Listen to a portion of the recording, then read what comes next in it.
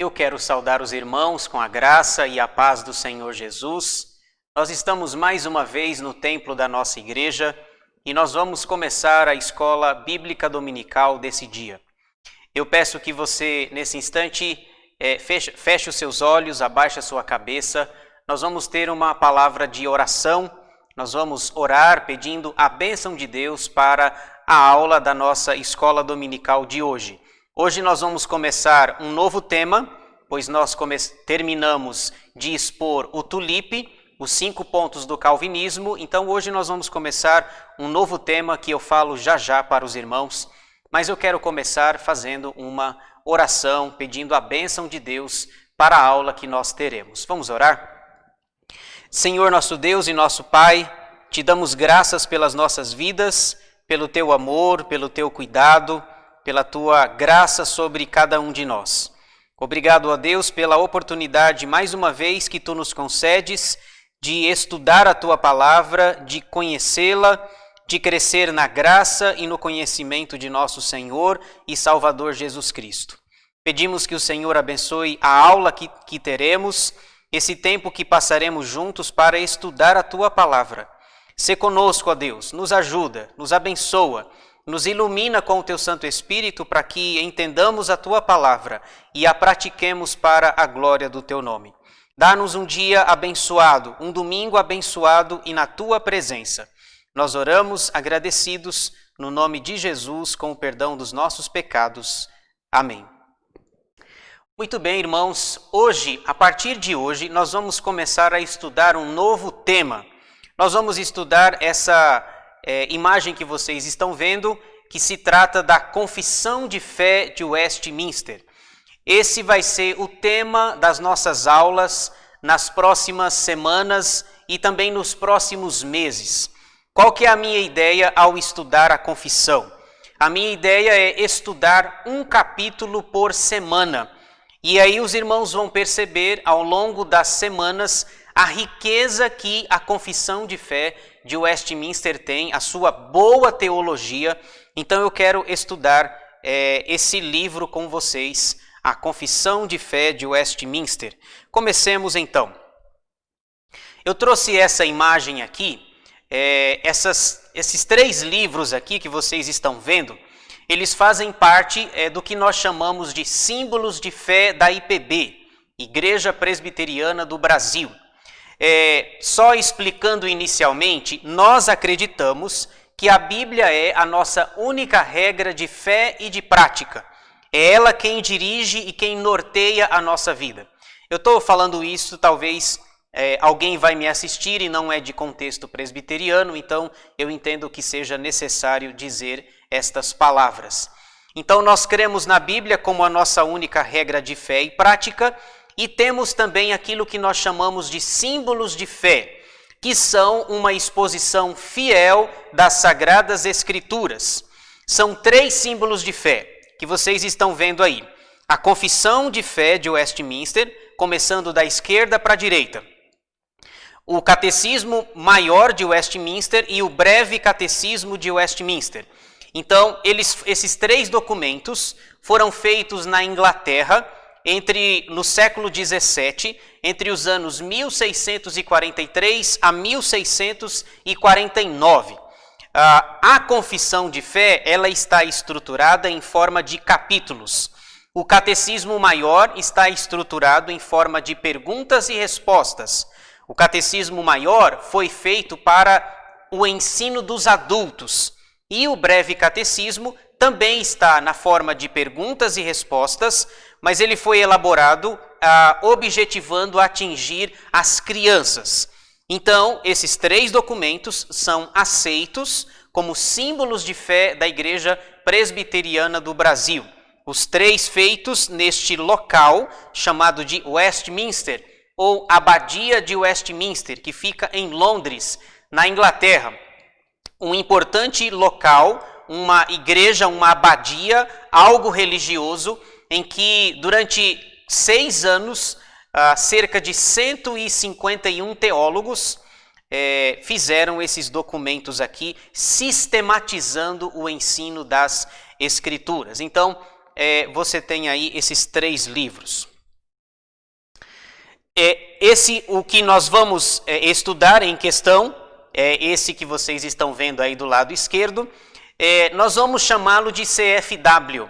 CFW é a sigla para Confissão de Fé de Westminster.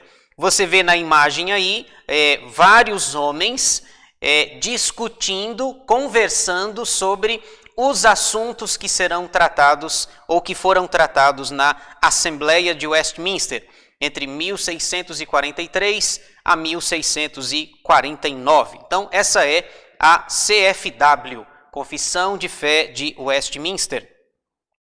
4 observações da CFW, só para que você tenha uma ideia antes de nós entrarmos no capítulo propriamente dito. Primeira, o livro tem 35 capítulos. O nosso objetivo é estudar um por semana. Segunda, eu acabei de falar, nós queremos estudar um por semana. Terceira observação, os capítulos são compostos de sessões.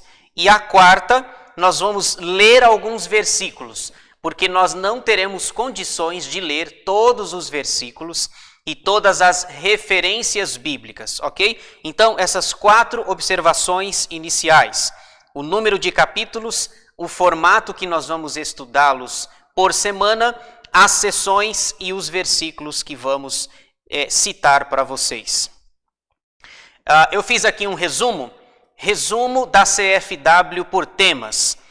Ela tem 8 partes e mais o apêndice. Então eu vou apresentar o geral, o total da confissão, depois nós vamos para um capítulo especificamente falando.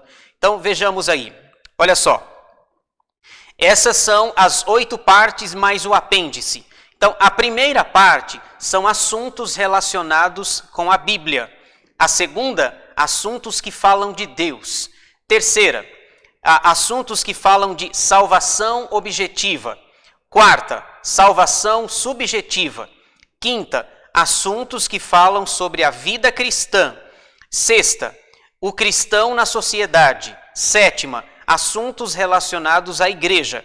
E oitava parte, escatologia. Então, observem, inicialmente a confissão tinha 33 capítulos, mas aí, devido à necessidade, foi acrescentado o que eles chamam de apêndice no final. Então, eles acrescentaram mais 2 capítulos bem posteriormente, que seria o capítulo 34 e o 35. Mas, originalmente, ela vai até o 33. Então, veja, a escatologia é a doutrina que estuda as últimas coisas. Então, se nós estudamos as últimas coisas, não haveria a necessidade de estudar mais assuntos. Então, o apêndice é um acréscimo que foi feito bem posteriormente. Então, essa é a visão geral das 8 partes e do apêndice. Vejamos as 9 partes. Primeira parte, assuntos relacionados com a Bíblia. Capítulo 1, da Escritura Sagrada. É o que nós vamos estudar. Segunda parte, assuntos que falam sobre Deus. Então, capítulo 2, de Deus e da Santíssima Trindade. 3, dos eternos decretos de Deus. 4, da criação. 5, da providência. Terceira parte, assuntos que falam sobre salvação objetiva. Capítulo 6, da queda do homem, do pecado e do seu castigo. 7, do pacto de Deus com o homem. 8, de Cristo o mediador. 9, do livre arbítrio. Quarta parte, assuntos que falam sobre salvação subjetiva. Capítulo 10, da vocação eficaz. 11, da justificação. 12, da adoção. 13, da santificação. 14, da fé salvadora. 15, do arrependimento para a vida. 16, das boas obras. 17, da perseverança dos santos. 18, da certeza da graça e da salvação. Quinta parte, assuntos que falam da vida cristã. Capítulo 19, da lei de Deus. 20, da liberdade cristã. 21, do culto religioso e do domingo. Sexta parte, o cristão na sociedade. Capítulo 22, dos juramentos legais e dos votos. 23. Do magistrado civil. 24. Do matrimônio e do divórcio. 7ª parte. Assuntos que falam sobre igreja. Capítulo 25, da igreja. 26, da comunhão dos santos. 27, dos sacramentos. 28, do batismo. 29, da ceia do Senhor. 30, das censuras eclesiásticas. 31, dos sínodos e concílios. 8ª parte, escatologia, a doutrina das últimas coisas. Capítulo 32, do estado do homem depois da morte e da ressurreição dos mortos. 33, do juízo final. Então observem que originalmente a confissão ia até o capítulo 33.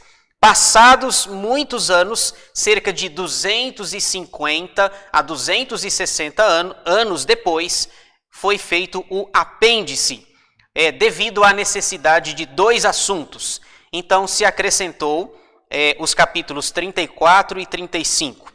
O 34 do Espírito Santo, 35 do amor de Deus e das missões. Então veja, esse é o resumo geral de todos os capítulos da confissão. Então vamos finalmente para o nosso assunto, capítulo 1, da Escritura Sagrada. Então nós vamos nos deter nesse assunto na manhã desse dia. Então, como eu falei para vocês, o nosso objetivo é tratar toda semana um capítulo. E vocês viram aí a diversidade de temas, a riqueza de assuntos que tem. E nós temos muita coisa para aprender nesse símbolo de fé que é a CFW, Confissão de Fé de Westminster. O capítulo, como eu falei para vocês, o capítulo está dividido em seções, uma espécie de parágrafos. O capítulo 1 tem 10 seções, 10. Então, deixa eu mostrar aqui para vocês. Eu fiz da seguinte forma, eu fiz um resumo da sessão, depois nós a apresentaremos, ok?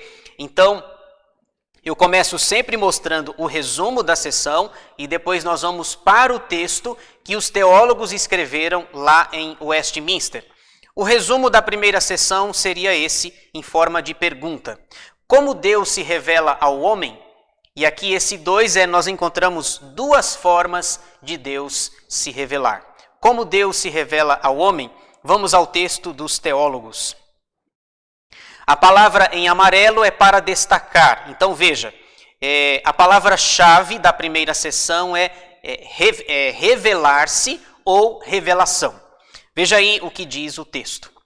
Ainda que a luz da natureza e as obras da criação e da providência manifestam de tal modo a bondade, a sabedoria e o poder de Deus, que os homens ficam inexcusáveis, todavia, não são suficientes para dar aquele conhecimento de Deus e de sua vontade à salvação.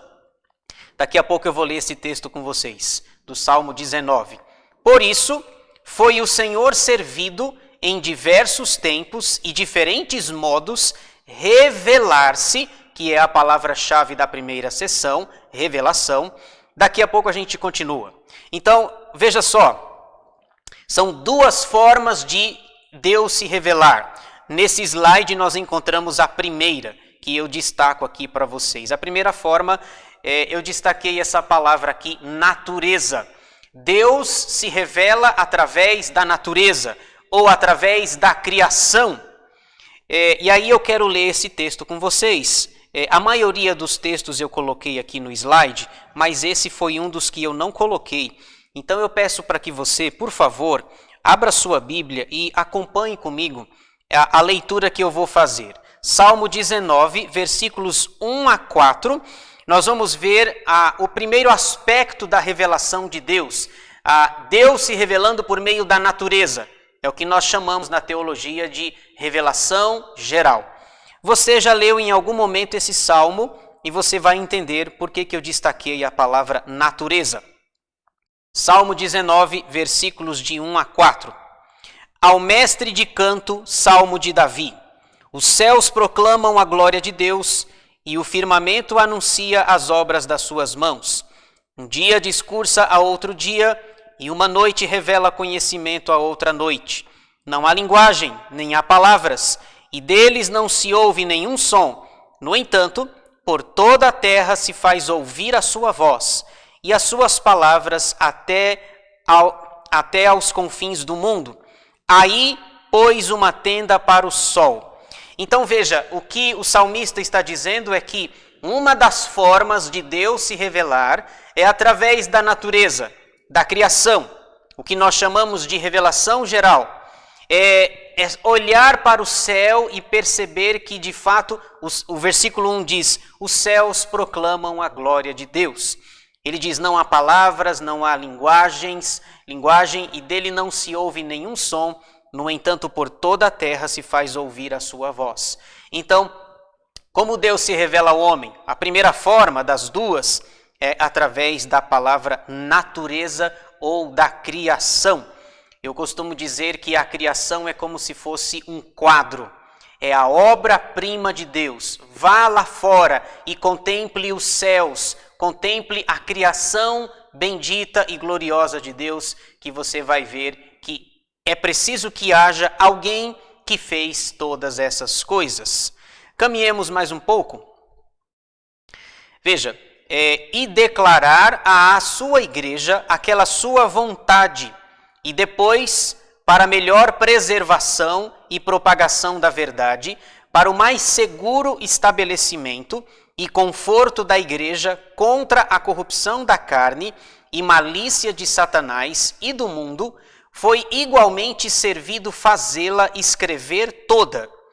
Isto torna a Escritura Sagrada indispensável, tendo cessado aqueles antigos modos de Deus revelar a sua vontade ao seu povo. Nesse slide aqui, se no slide anterior nós encontramos a primeira forma de Deus se revelar, que é através da natureza ou da criação, aqui vocês percebem a palavra que está em amarelo, que é revelar, pois a tônica da primeira sessão é justamente essa. Nós encontramos a segunda forma de Deus se revelar. Eu até coloquei aí a segunda forma e 3 pontinhos. Veja novamente aí, ainda no Salmo 19, nós vamos ver a segunda forma de Deus se revelar. Salmo 19, 7. Diz assim, a lei do Senhor é perfeita e restaura a alma. O testemunho do Senhor é fiel e dá sabedoria aos simples. Veja, a lei do Senhor é perfeita. Portanto, a segunda forma de revelação é pela Bíblia, pela Escritura, a palavra de Deus.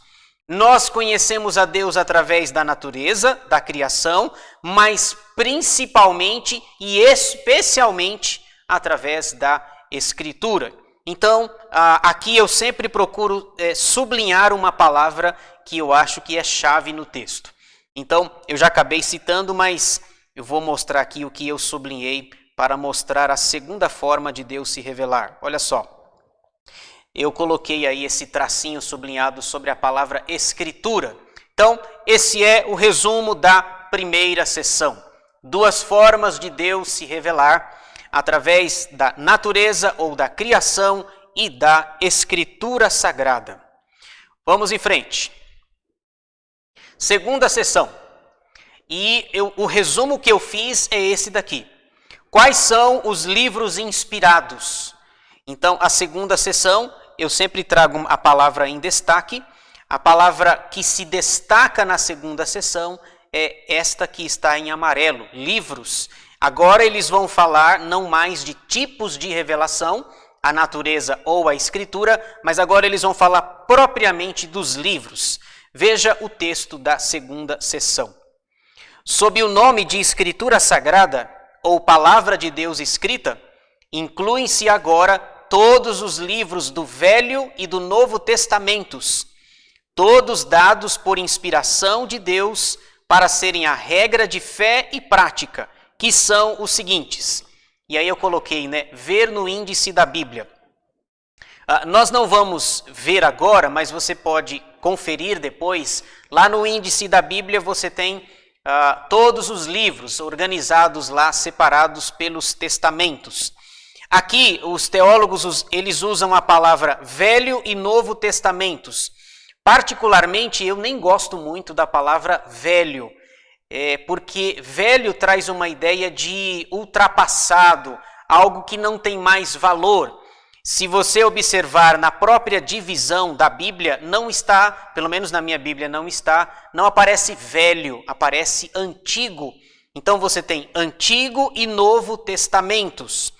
Então eles se preocuparam nessa segunda sessão em falar sobre os livros que compõem as Escrituras Sagradas.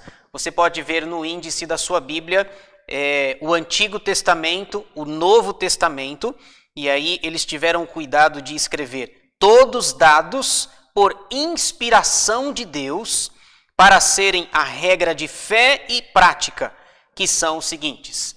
Aí lá no índice você tem Gênesis, Êxodo, Levítico, Números, Deuteronômio, e você vai até chegar no último que é Apocalipse. Então, vamos ver aqui a palavra-chave que está escondida aqui. Quais os livros? Então vamos lá. Aqui você tem o cerne da sessão. O Velho ou Antigo e Novo Testamentos. Sempre lembrando, né, é bom citar, o Antigo Testamento tem 39 livros e o Novo Testamento 27, totalizando 66 livros, todos dados por inspiração de Deus, repito, para serem a regra de fé e prática, que são os seguintes.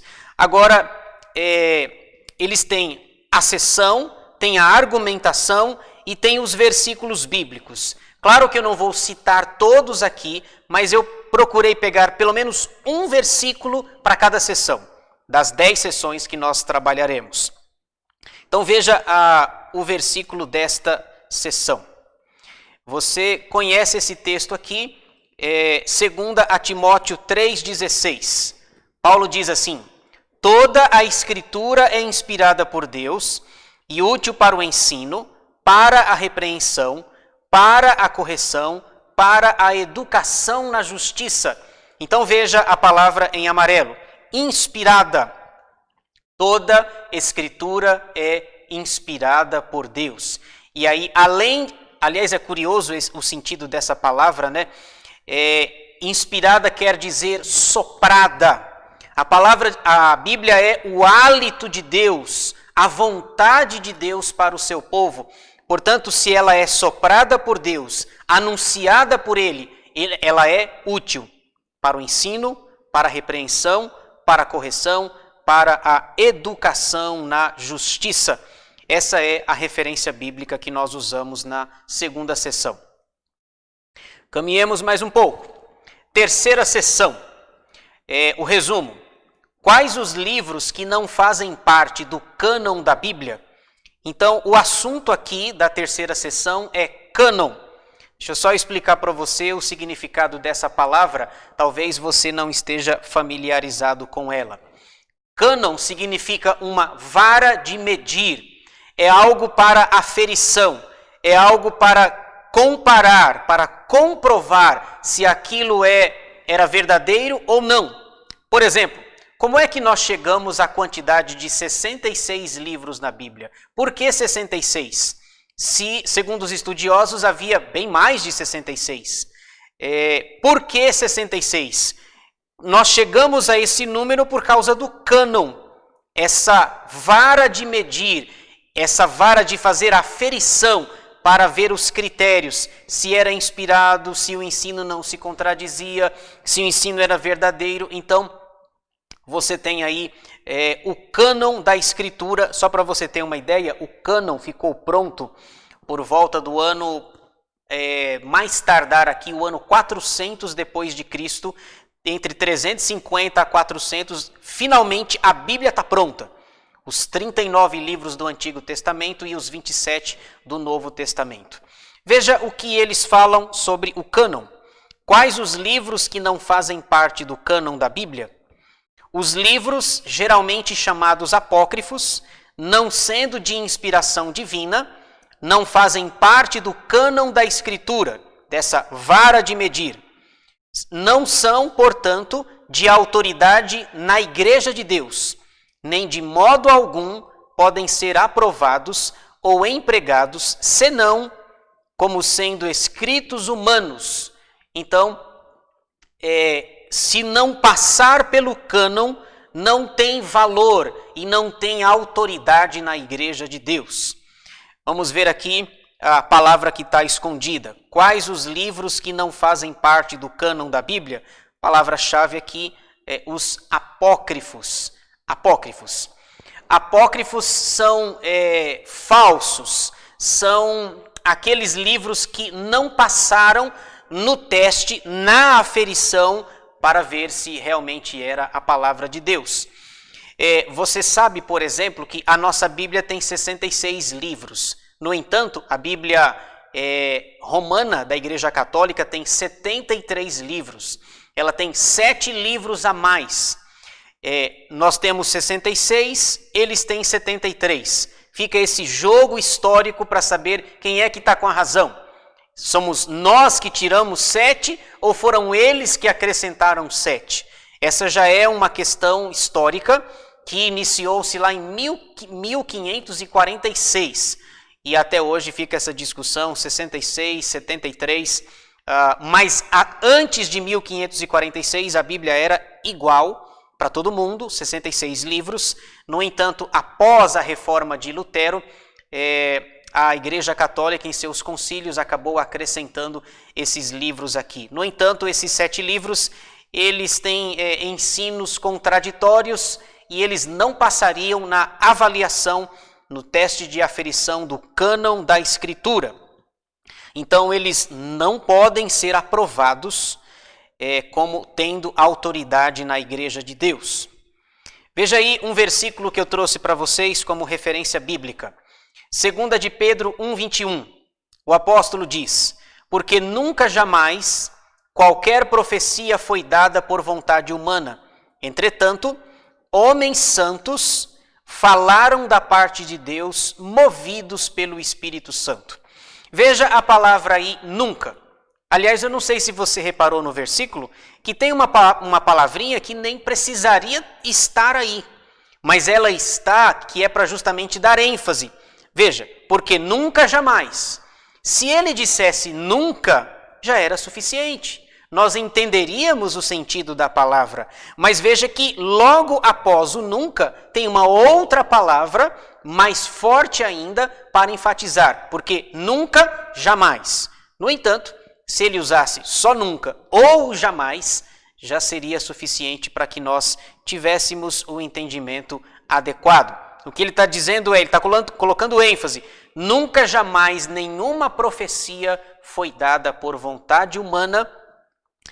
Entretanto, homens santos falaram da parte de Deus, movidos pelo Espírito Santo. Quarta sessão. Acompanhe o raciocínio aí. De quem depende a autoridade dela, da Escritura? Vejamos o que eles dizem aqui. Então, a palavra-chave é autoridade. A autoridade da Escritura Sagrada, razão pela qual deve ser crida e obedecida, não depende do testemunho de qualquer homem ou igreja, mas depende somente de Deus. A mesma verdade que é o seu autor, veja, autor com letra maiúscula, referindo-se a Deus, tem, portanto, de ser obedecida porque é a palavra de Deus. Então, a discussão aqui do texto da quarta sessão diz respeito à autoridade que a Escritura tem. De quem depende essa autoridade? Vejamos. Palavra-chave aí, escondida, sublinhada, Deus. A autoridade dela depende de Deus. Não depende de nenhum homem, de qualquer líder. Também não depende de nenhuma igreja, de nenhuma denominação, nenhum pastor, bispo, papa. Independente do cargo que ele exerça, essa autoridade não emana de homem algum. Também não emana de igreja nenhuma, de nenhuma denominação, mas ela depende de Deus, pois Deus é o autor dela. A Bíblia, o autor da Bíblia é Deus. Os escritores foram homens e mulheres, usados por Deus para que ela fosse registrada e chegasse até nós da maneira que nós a temos hoje. Um versículo aqui, veja, versículo interessante. Examinais as Escrituras, João 5,39. Examinais as Escrituras, porque julgais ter nelas a vida eterna, e são elas mesmas que testificam de mim. Olha o que Jesus está dizendo. Examinem as Escrituras, leiam, estudem as Escrituras, e porque vocês vão encontrar nelas a vida eterna. Outra coisa que vocês vão encontrar, eu deixei em amarelo, a palavra testificam. As Escrituras testificam de mim, elas falam a meu respeito. Leia o Antigo Testamento que Jesus estará lá, ora de forma mais velada, ora em forma de sombras, mas no Antigo Testamento ele está lá, e no Novo Testamento ele está presente. João diz no seu Evangelho, capítulo 1, e o Verbo se fez carne e habitou entre nós, cheio de graça e de verdade, e vimos a sua glória, glória como do unigênito do Pai. Caminhemos mais um pouco. Esse é um dos capítulos mais longos, nem todos os capítulos têm tanta sessão assim, 10 sessões. Quando eu chamo de sessão, você pode entender, ou parágrafo, você tem os parágrafos, que eu chamo de sessão, e logo depois tem as referências bíblicas. Quinta sessão, porque ela é excelente. Então, aqui, eles vão falar, a palavra que aparece em amarelo é da excelência da Escritura. Diz assim o texto: pelo testemunho da igreja, podemos ser movidos e incitados a um alto e reverente apreço pela Escritura Sagrada. A suprema excelência do seu conteúdo, a eficácia da sua doutrina, a majestade do seu estilo, a harmonia de todas as suas partes, o escopo do seu todo, que é dar a Deus toda a glória, a plena revelação que faz do único meio de salvar-se o homem, as suas muitas outras excelências. Então, no slide anterior apareceu excelência no singular, agora aparece no plural. Excelências incomparáveis e completa perfeição são argumentos pelos quais abundantemente se evidencia ser ela a palavra de Deus. Contudo, a nossa plena persuasão e certeza da sua infalível verdade e divina autoridade provém da operação interna do Espírito Santo, que, pela palavra e com a palavra, testifica em nossos corações. Então, observe, meus irmãos, que o texto é até um pouco longo e eles usam frases, adjetivos para falar sobre a excelência da palavra de Deus. De fato, ela é excelente. Me ocorre agora de cabeça um texto, um salmo que você conhece e que alguns até nem querem lê-lo devido ao seu tamanho.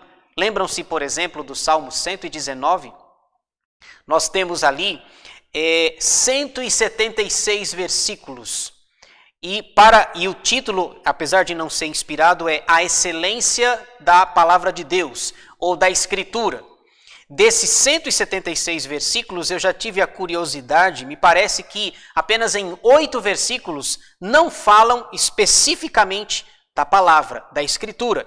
Então, 176 versículos, todos, ou a grande maioria deles, exaltando a excelência da palavra de Deus. Nós lemos no Salmo 19, 7, no início do estudo, a lei do Senhor é perfeita e restaura a alma. O testemunho do Senhor é fiel e dá sabedoria aos simples. Por que ela é excelente? Vejamos aqui um texto. Aliás, antes do texto, né?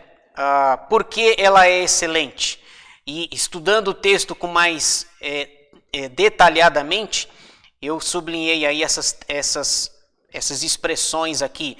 Ela é excelente, dentre outras coisas, porque ela é a palavra de Deus. Então veja que a palavra, com o perdão da redundância, a palavra aparece 3 vezes na 5ª sessão. Então ela é excelente porque é a palavra de Deus.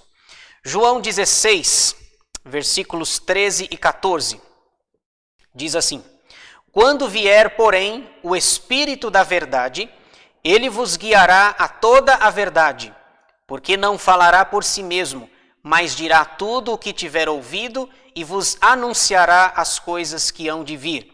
Ele me glorificará, o Espírito Santo, porque há de receber do que é meu e vô-lo-á de anunciar. Então, o Espírito vai testificar a respeito da verdade, que é a palavra de Deus.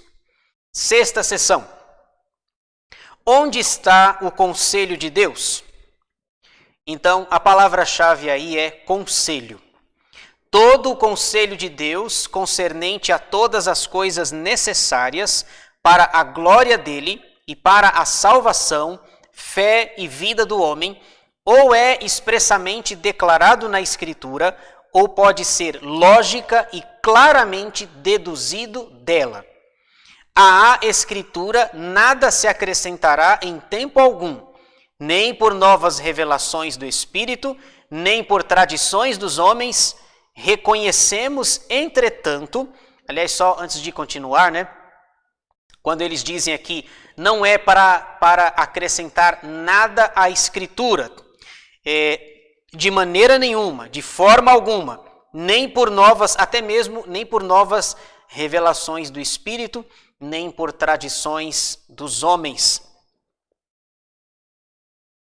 Continuando aqui, entretanto, ser necessária a íntima iluminação do Espírito de Deus para a salvadora compreensão das coisas reveladas na palavra, e que há algumas circunstâncias, quanto ao culto de Deus e ao governo da igreja, comuns às ações e sociedades humanas, as quais têm de ser ordenadas pela luz da natureza e pela prudência cristã, segundo as regras da palavra, que sempre devem ser observadas.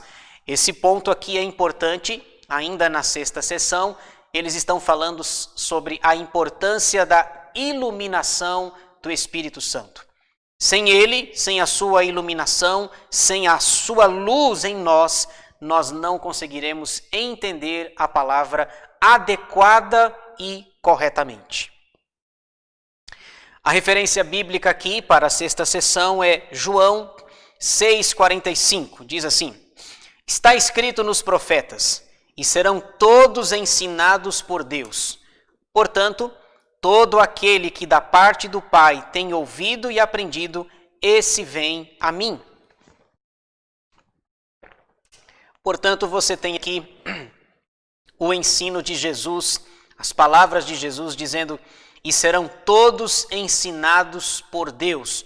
Uma referência, um texto lá do Antigo Testamento. 7ª sessão. Como podemos compreendê-la? Compreendê-la aqui é a Escritura. Então, a palavra-chave da sessão, você vê aí em amarelo, é compreensão. Veja aí o que diz o texto. Na Escritura, não são todas as coisas igualmente claras em si, nem do mesmo modo evidentes a todos. Contudo, as coisas que precisam ser obedecidas, cridas e observadas para a salvação, em uma ou outra passagem da Escritura, são tão claramente expostas e aplicadas que não só os doutos, os entendidos, mas ainda os indoutos, os leigos, aqueles que não têm estudo, são chamados aqui de indoutos, no devido uso dos meios ordinários, podem alcançar uma suficiente compreensão delas. Deixa eu falar um pouco aqui sobre a 7ª sessão. O que eles estão dizendo é mais ou menos o seguinte: é que quando nós lemos a Bíblia, a Escritura, a palavra de Deus, nem todas as coisas são evidentemente claras em si. Portanto, é preciso que nós leiamos um texto. Quando você lê um texto que você não o entende, você deve ir para um outro texto, uma outra passagem, e ver o todo da Escritura para que ela possa ser interpretada corretamente, certo? Então, eles dizem, olha, na Escritura não são todas as coisas igualmente claras em si. Nós aprendemos na hermenêutica, a matéria que a arte da interpretação bíblica, que um texto obscuro deve ser interpretado com outro texto mais claro. Se aquele texto em tela que você está lendo é obscuro, você deve compará-lo com outro, que lance mais luz no primeiro texto, para que você entenda a palavra de Deus corretamente. Mas de uma maneira geral, o que eles estão dizendo é que dá para se compreender a Escritura. Como que a gente faz isso? Eu coloquei aqui a palavra que está escondida. A palavra é esta daqui que eu selecionei da sessão. Através dos meios ordinários. Você tem meios ordinários, meios extraordinários. Os meios ordinários são os meios de graça, a oração e a leitura da palavra de Deus. Você ora, você pede a iluminação do Espírito Santo para ler a Escritura, para que, de uma maneira ordinária, pela oração e pela leitura da palavra, você compreende a Escritura. Talvez você não entenda tudo e você não precisa também fazer um seminário teológico para isso, mas eles estão dizendo que, de uma maneira geral, é possível compreender a Escritura através dos meios ordinários, a oração e a leitura da palavra de Deus. O versículo, veja só, 2 de Pedro 3,16, diz assim: ao falar acerca destes assuntos, aqui Pedro está falando de Paulo, e ele diz assim, ele diz que que Paulo, seu colega apóstolo, escreve coisas difíceis de entender. Isso aqui é um consolo para mim, porque se Pedro, que estava próximo dele, achava difícil e podia perguntar o que ele escreveu, o que ele quis dizer, e eu não tenho essa oportunidade hoje. Pedro, que conheceu Paulo, que esteve com ele no concílio de Jerusalém, lá em Atos 15, por exemplo, Pedro diz assim, o nosso irmão Paulo escreve coisas difíceis de entender. Veja só, ao falar acerca destes assuntos, ele está falando de Paulo, como de fato costuma fazer em todas as suas epístolas. Então, Pedro já tem conhecimento das epístolas de Paulo, naqueles dias, nas quais há certas coisas difíceis de entender. É verdade, eu preciso concordar com Pedro aqui. Tem coisa difícil que Paulo escreve de se entender. Que os ignorantes e instáveis deturpam, como também deturpam as demais escrituras, para a própria destruição deles. O que me chama a atenção aqui é a palavra escrituras, porque vocês perceberam que Paulo, eu estou com Paulo na cabeça, mas é Pedro. Pedro coloca os escritos de Paulo no mesmo grau das demais escrituras.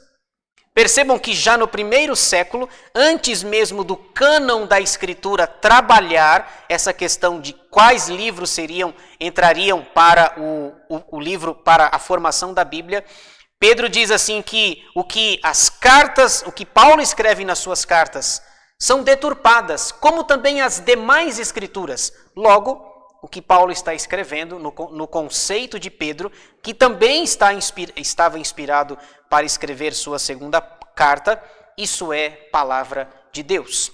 Mas eu destaquei aí a palavra difíceis, porque o apóstolo Paulo tinha uma mente brilhante mesmo, diferenciada, seus ensinos nem sempre são tão fáceis de serem compreendidos.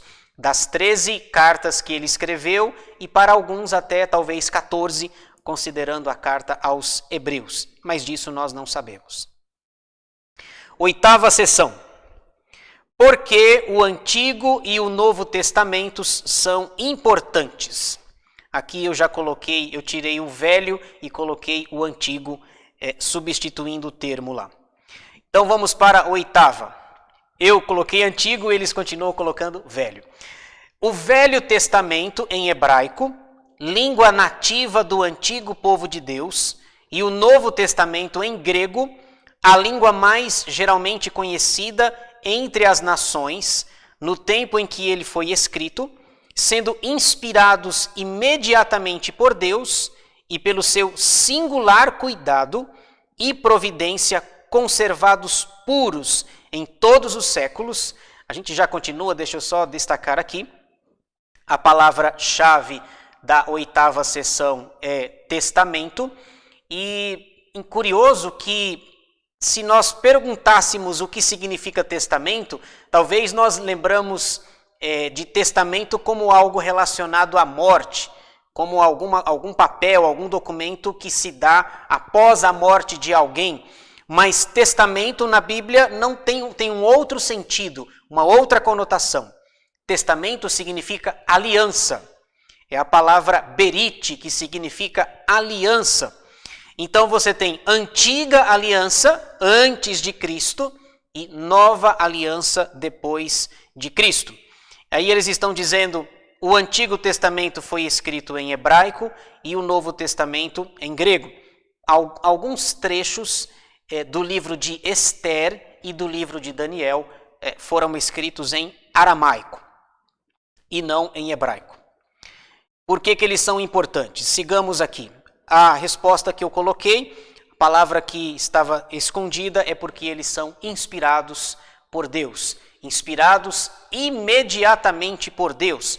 Nós já lemos, toda escritura é inspirada por Deus e útil para o ensino, para a correção, para a educação na justiça. São, por isso, autênticos. Aliás, antes de continuar, essas palavras que vocês estão vendo em amarelo, eles e livros se referem indiretamente à palavra testamento ou testamentos. São, por isso, autênticos. E assim, em todas as controvérsias religiosas, a igreja deve apelar para eles, ambos os testamentos, como para um supremo tribunal. Mas, não sendo essas línguas conhecidas por todo o povo de Deus, ou seja, o hebraico e o grego, que tem direito e interesse nas escrituras e que deve, no temor de Deus, lê-las e estudá-las, esses livros do Antigo e do Novo Testamentos têm de ser traduzidos nas línguas vulgares de todas as nações aonde chegarem. Línguas vulgares são línguas vernaculares, língua do povo. A língua em que o povo fala para que eles tenham acesso à leitura da palavra de Deus. A fim de que a palavra de Deus, permanecendo nelas abundantemente, adorem a Deus de modo aceitável e possuam a esperança pela paciência e conforto das Escrituras. Vamos ao versículo. Romanos 15, 4, o apóstolo Paulo diz: pois tudo quanto outrora foi escrito para o nosso ensino foi escrito, a fim de que, pela paciência e pela consolação das Escrituras, tenhamos esperança. Por exemplo, quando ele usa a palavra aqui outrora é antigamente, antes. Tudo que foi escrito outrora, antes, ou seja, uma referência clara ao Antigo Testamento. Ele diz: para o nosso ensino foi escrito. Para quê? Para que nós tenhamos paciência e consolação. Essas duas palavras que eu destaco aí no versículo. Nona sessão. Estamos caminhando aí para o final do nosso estudo. Veja a riqueza do primeiro capítulo da CFW. Qual a sua regra de interpretação? Veja aí, a palavra-chave da sessão é regra. A regra infalível de interpretação da Escritura é a mesma Escritura. Portanto, quando houver questão sobre o verdadeiro e pleno sentido de qualquer texto da Escritura, sentido que não é múltiplo, mas único, esse texto pode ser estudado e compreendido por outros textos que falem mais claramente. A ideia aqui é a seguinte: qual é a regra quando nós temos que interpretar a palavra de Deus? Qual é a regra? Veja a palavra que eu destaquei aqui, que vai aparecer. Olha só, aparece 3 vezes na sessão. A regra infalível de interpretação da Escritura é a mesma Escritura. A Escritura, pela Escritura, se interpreta. Se eu tenho uma passagem aqui que não está clara, como eu falei ainda há pouco, eu tenho que buscar em outro texto, em outra passagem, para tentar harmonizar o seu estudo, o seu ensino. Então a regra é a Escritura. A regra não é a igreja, não são os concílios, a tradição, mas é a própria Escritura. Eu peço que você abra sua Bíblia, esse texto eu não digitei, Mateus capítulo 4, por favor, veja comigo, nós vamos abrir a palavra de Deus em Mateus 4, versículos 5 a 7. Esse texto é conhecido, fala sobre a tentação de Jesus. Diz assim, Mateus 4, de 5 a 7. Então, o diabo o levou à cidade santa, colocou-o sobre o pináculo do templo e lhe disse: se és filho de Deus, atira-te abaixo, porque está escrito: aos seus anjos ordenará a teu respeito que te guardem, e eles te susterão nas suas mãos, para não tropeçares em alguma pedra. Respondeu-lhe Jesus: também está escrito: não tentarás o Senhor teu Deus. Viram que a Bíblia explica a própria Bíblia. Aliás, Satanás é um péssimo exegeta. Ele não sabe interpretar a Bíblia como um todo, mas pela metade. Ele diz: olha, está escrito, se joga daqui, atira-te lá até lá embaixo, que os anjos vão te guardar. Sim, está escrito, mas não apenas isso. Ele está citando trechos da palavra de Deus. Mas o Senhor Jesus vem com outro texto, com outro versículo para dizer, no versículo 7, não tentarás o Senhor teu Deus. Então, a regra infalível de interpretação da Escritura é a própria Escritura. 10ª e última sessão. Quem é o juiz supremo dela? Então, olha aí, a palavra juiz é o destaque da última sessão.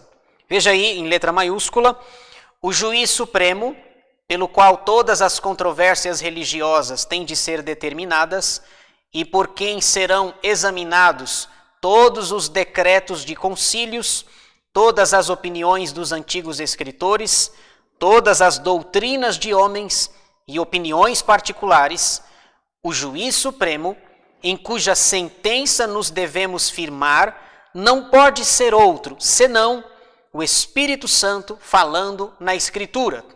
Então, essa aqui está fácil, né? A última sessão.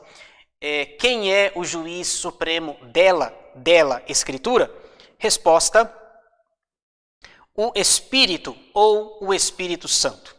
É o Espírito Santo quem vai nos iluminar, nos capacitar, para que entendamos de fato a Escritura.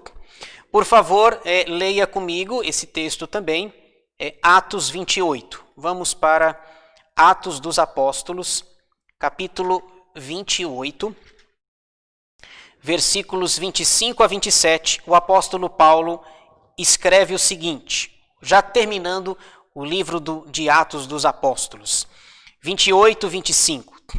E, havendo discordância entre eles, despediram-se, dizendo Paulo estas palavras: bem falou o Espírito Santo. Olha, o juiz é o Espírito Santo. Bem falou o Espírito Santo a vossos pais, por intermédio do profeta Isaías, quando disse: vai a este povo e dize-lhe: de ouvido ouvireis e não entendereis, vendo vereis e não percebereis, porquanto o coração deste povo se tornou endurecido. Com os ouvidos ouviram tardiamente e fecharam os olhos, para que jamais vejam com os olhos, nem ouçam com os ouvidos, para que não entendam com o coração e se convertam e por mim sejam curados. Então, Paulo está fazendo uma citação de Isaías 6, versículos 9 e 10, para trazer para nós uma ideia de que o juiz supremo da Escritura é o Espírito Santo. Os escritores do Novo Testamento escrevem inspirados por Deus e iluminados pelo Espírito Santo para compreenderem as verdades do Antigo Testamento. Muito bem, chegamos no final do nosso estudo. Em linhas gerais, esse é o capítulo 1 da Escritura Sagrada. Perceberam a riqueza, o conteúdo? Tem bem mais versículos. Se você tiver a confissão de fé, eu peço que você leia os versículos se você quiser. Mas aqui nós temos uma ideia muito boa, conteúdo muito bom a respeito da Escritura Sagrada. Na próxima aula, na próxima semana, nós vamos estudar um capítulo da segunda parte. Veja, a primeira parte fala da Bíblia. Então nós temos um capítulo só. Na próxima aula nós vamos estudar um capítulo que fala sobre Deus. Veja só quais são os capítulos. A segunda parte, que fala sobre Deus, tem 4 capítulos. Capítulo 2, de Deus e da Santíssima Trindade. 3, dos eternos decretos de Deus. 4, da criação. 5, da providência. Então, semana que vem nós vamos estudar na nossa aula o capítulo 2, a doutrina da Trindade. Mas isso é assunto para a nossa próxima aula. Eu peço que você nos acompanhe nessa nossa jornada, estudando capítulo após capítulo da Confissão de Fé de Westminster. Eu quero convidar você nesse instante para que nós oremos, tenhamos uma palavra de oração, agradecendo a Deus pela aula que tivemos, pelo conhecimento da Escritura que obtivemos na manhã desse dia. Por favor, ore comigo e assim nós encerraremos a nossa escola dominical. Senhor nosso Deus e nosso Pai, nós te louvamos pelas nossas vidas, te louvamos porque Tu és o nosso Deus, o nosso Senhor. Te louvamos pela aula que tivemos, pelo aprendizado que tivemos da Tua palavra. Ajuda-nos, ó Deus, no estudo da Confissão de Fé de Westminster, que tem capítulos, 35 capítulos, toda semana um capítulo diferente, tratando de assuntos diferentes, à luz das Escrituras. E obrigado porque o primeiro capítulo que estudamos fala da palavra de Deus, da Escritura. Toda a Escritura é inspirada por Deus e útil para o ensino, para a repreensão, para a correção, para a educação na justiça, a fim de que o homem de Deus seja perfeito e perfeitamente habilitado para toda a boa obra. Louvado seja Deus pela aula que tivemos e que nós possamos dar o real e devido valor para a Escritura, para a Tua palavra, que santa é e bendita é para cada um de nós. Nós oramos agradecidos, pedindo que o Senhor nos dê um dia abençoado e na Tua presença e para a glória do Teu nome, em nome de Jesus. Amém. Deus te abençoe e que Ele te dê um bom domingo e nós nos vemos na nossa próxima aula, se Deus assim nos permitir. Deus te abençoe.